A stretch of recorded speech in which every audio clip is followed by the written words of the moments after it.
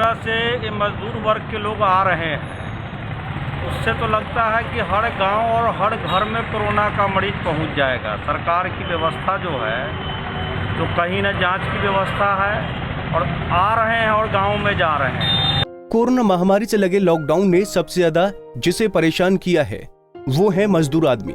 ये लोग अपने परिवार का पेट भरने के लिए दूसरे राज्यों में जाकर काम करते हैं ताकि इनका परिवार चल सके, लेकिन अब इस महामारी की वजह से सभी तरह के काम बंद हो गए हैं, जिस कारण ये मजदूर अपने घरों के लिए वापस लौटने को मजबूर हैं।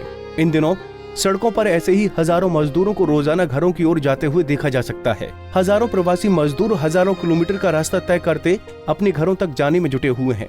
वैसे तो सरकारें अपनी तरफ से हर तरह के संसाधन उपलब्ध करा के इन मजदूरों को इनके घरों में भेजने के लिए जुटी हुई हैं, लेकिन इन मजदूरों की संख्या इतनी ज्यादा है कि संसाधन भी कम पड़ रहे हैं।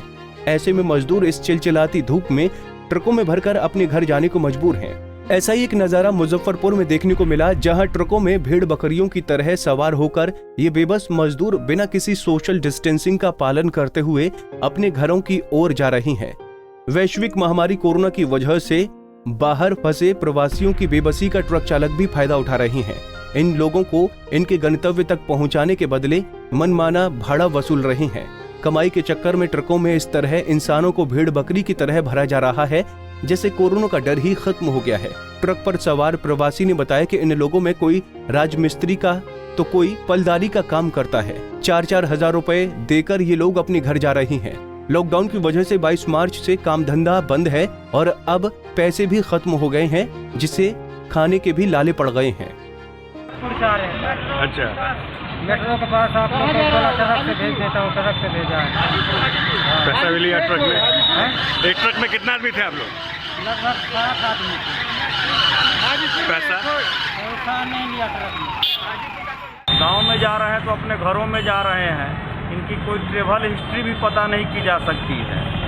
और सबसे बड़ा दुखद बात है कि सरकार बार बार कह रही है कि हमारे यहाँ जो भी अधिकारी है, सवारी की व्यवस्था है, राशन की व्यवस्था है, क्वारंटाइन की व्यवस्था है, लेकिन जिस तरह से हम लोग देख रहे हैं कि 15 दिनों से कि भेड़ बकरियों की तरह लद कर आ रहे हैं और ट्रक वाले भी इनका शोषण कर रहे हैं।